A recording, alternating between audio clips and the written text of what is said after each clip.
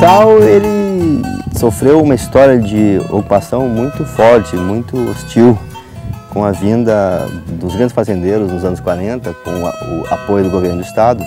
Decidiu-se que o Pontal era a última fronteira ainda não aberta, ainda explorada do estado de São Paulo. Então, os fazendeiros ganharam terra aqui e vieram num processo voraz de ocupação, usando inclusive o esfoliante químico, o agente laranja. Esse esfoliante derrubava as folhas das árvores, os fazendeiros vinham logo em seguida queimando aquela massa seca que foi gerada a partir do esfoliante e abrindo roças e pastagens, né?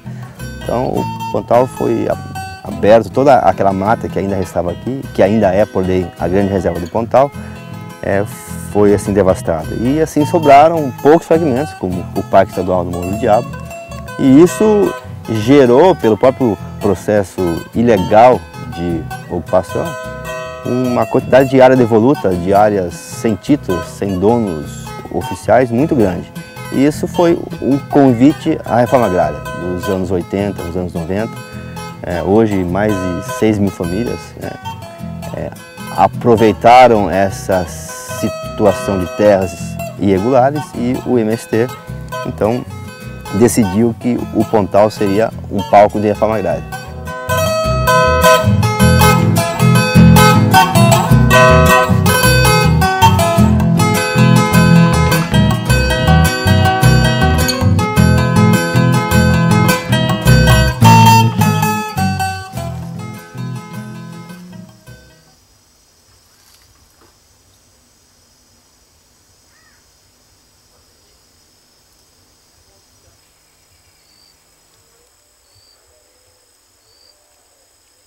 O mico-leão preto é o Leontopithecus chrysopigos. Ele é uma das 4 espécies de mico-leão que existe no Brasil. Todas são endêmicas da floresta atlântica. E esse mico especificamente só ocorre na floresta atlântica do estado de São Paulo.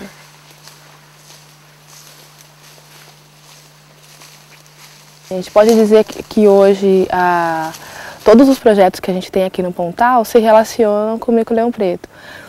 Se originaram da necessidade que a conservação do mico-leão preto apresentava.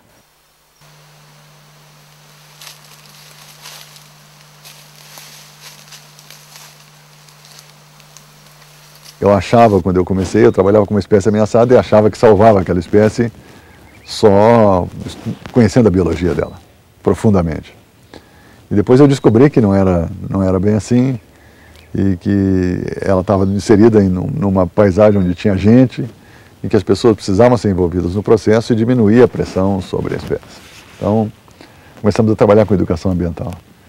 Meu nome é Gislaine, eu trabalho aqui no IP com educação ambiental, que na verdade é esse todo o trabalho com as pessoas, né, de estar passando um pouquinho do que a gente sabe sobre a natureza, os animais, as plantas aqui de nossa região, a importância do meio ambiente, né, para as pessoas.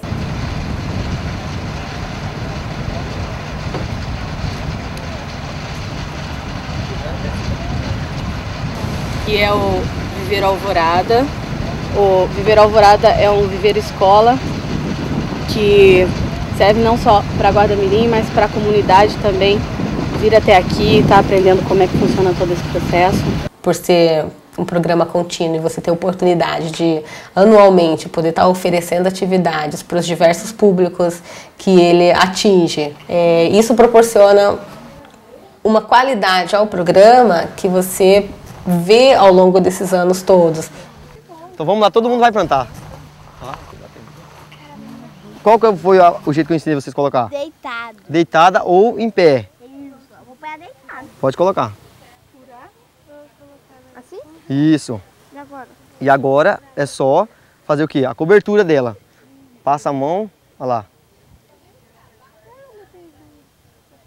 Quanto mais gente a gente puder conseguir fazer que se envolva com as questões ambientais, no sentido de entender, de se sensibilizar, de se sentir motivado, de perceber como parte daquilo que a gente está falando, e no sentido de que não é para fazer porque a gente fala, porque a gente acha importante, mas porque a pessoa também entende essa importância.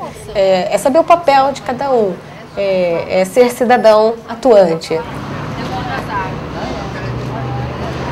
Você vai estar ajudando a cidade a ter mais sombra. Você quer essa onça que é foto mesmo daqui ou não? É, onça pintada, foto. Bonita, hein?